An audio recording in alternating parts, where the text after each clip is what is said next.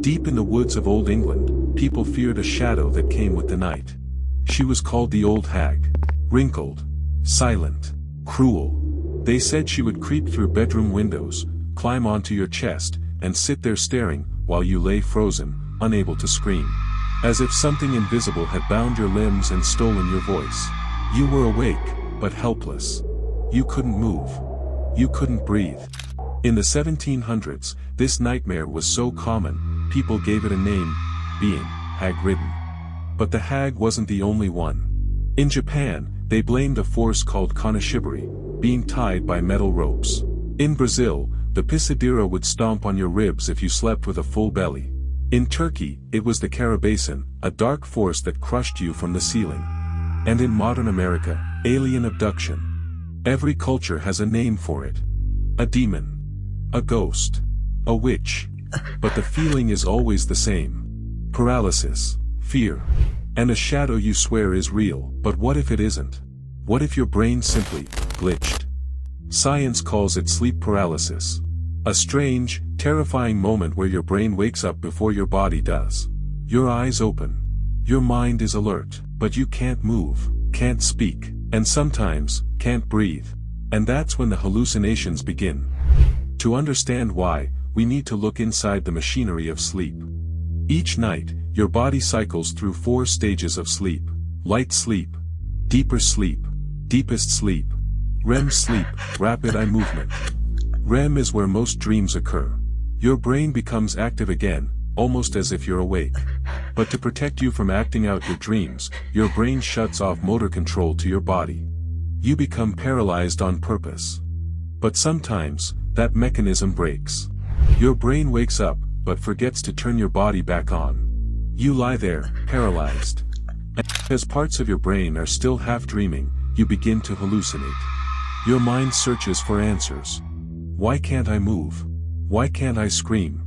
And it fills in the blanks the way it knows best, with fear. There are 3 types of sleep paralysis hallucinations. Vestibular, you feel like you're floating or falling. Intruder, you sense a hostile presence nearby. Incubus, you feel pressure on your chest, as if something is sitting on you or choking you. These are deeply rooted fears: falling, suffocating, being hunted. They're ancient, primal instincts.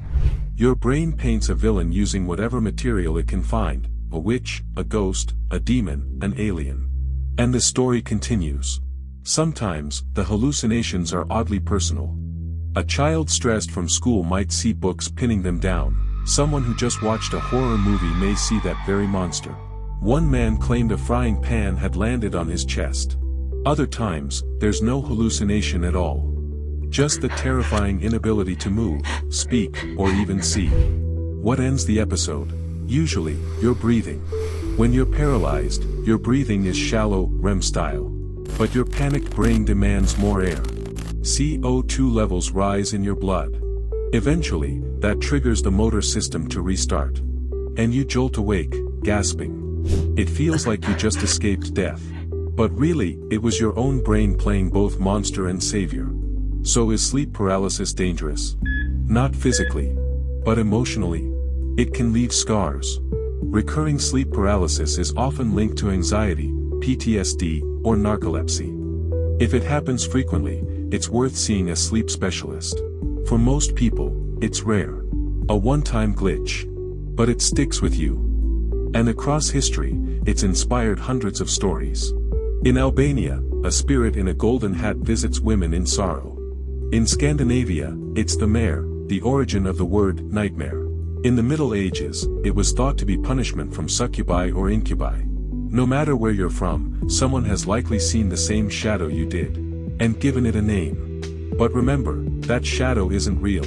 It was never sitting on your chest. It never crawled in through the window. It was just you.